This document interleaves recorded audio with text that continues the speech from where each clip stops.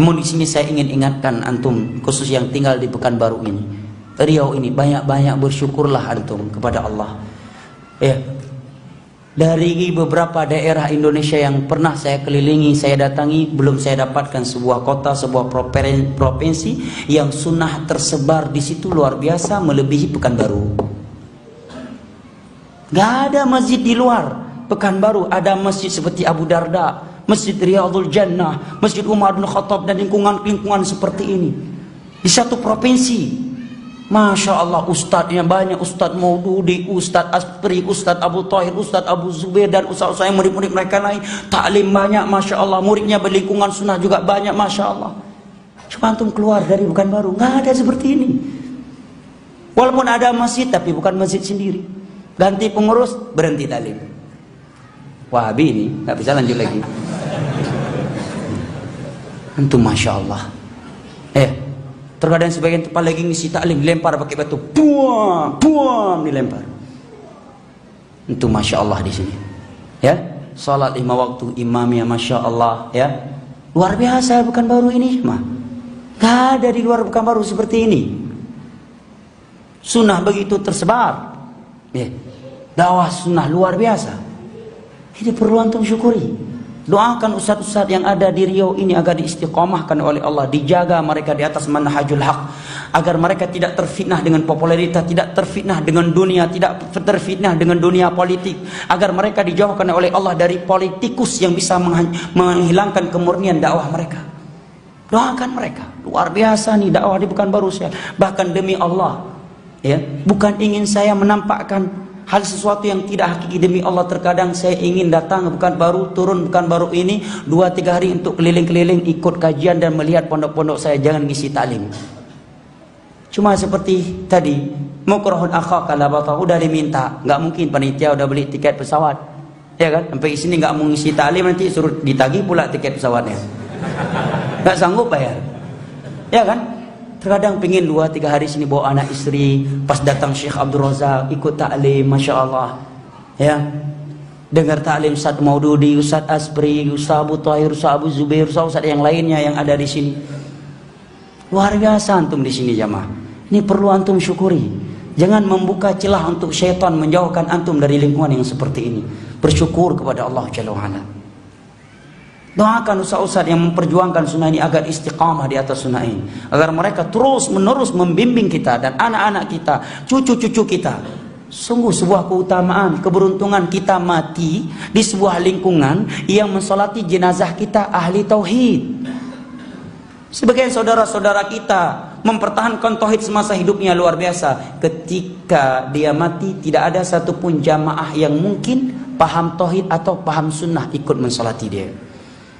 Dan Nabi menyatakan, "Ma min muslimin yamutu fayusalli ala janazatihi 40 rajulan la yusyriku billahi syai'a illa syafa'ahumullahu fi." Tidaklah ada seorang muslim mati kemudian dia disolati oleh 40 orang ahli tauhid yang tidak berbuat syirik, melainkan doa mereka langsung dikabulkan oleh Allah untuk dia. Hadis riwayat Imam Muslim dari Abdullah bin Abbas radhiyallahu anhuma.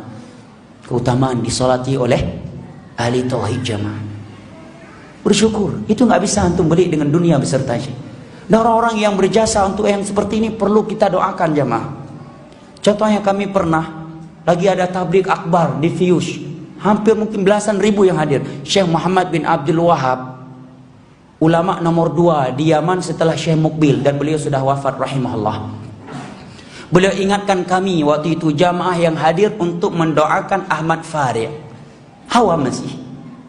Beliau mengingatkan kita, doakan beliau. Beliaulah yang sudah membangun masjid ini. Masjid Fius mungkin kurang lebih 20 miliar ada. Dia bangun sendiri. Damashq dia juga membangunnya. Masjid Ma'bar dia yang bangun sendiri. Syekh Abdul Wahab ingatkan, doakan beliau. Kita hanya bisa membalas dia dengan doa. Makanya demikian juga jamaah yang membangun Masjid Abu Darda, jangan antum lupakan. Pernah antum dalam salat antum mendoakan orang-orang yang membangun masjid seperti itu?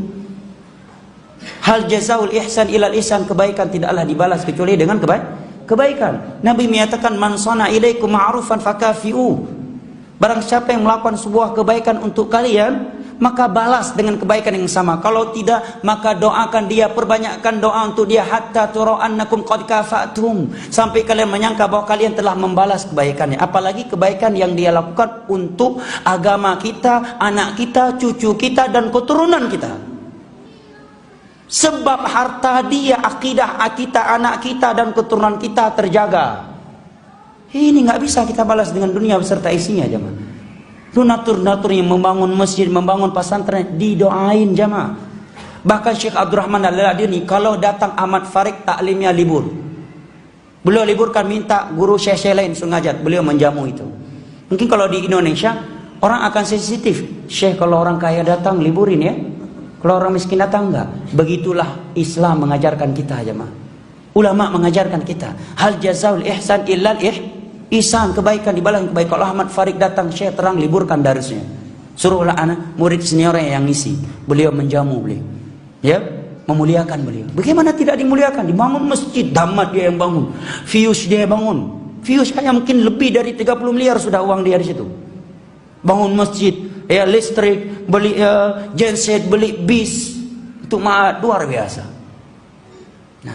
Masya Allah, saya bermimpi berangan-angan di Banda Aceh itu ada masjid, walaupun cuma satu, seperti Raudhatul Jannah, seperti Abu Darda, ya, pingin seperti itu.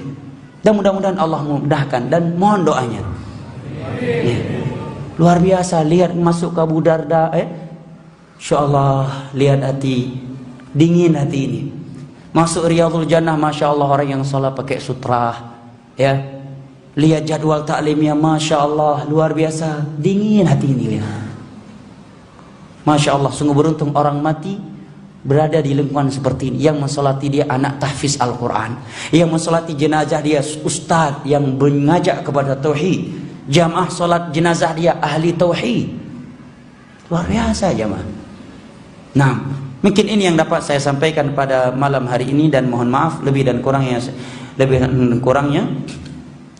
Kita memohon kepada Allah bi asma'il husna wa sifatihil ula wa bismihil a'zam alladzi idza su'ila bihi ajab, sebagaimana ia telah mengumpulkan kita di rumahnya yang mulia ini pada kesempatan yang mulia ini, agar kembali mengumpulkan kita semua ma'an nabiyyin was-siddiqin wasyuhada'i was-salihin di dalam syurga firdausnya pada hari kiamat kala. Amin ya rabbal alamin. Wa sallallahu ala nabiyyina Muhammad wa ala alihi wa sahbihi wa sallam, wa akhiru da'wana alhamdulillah.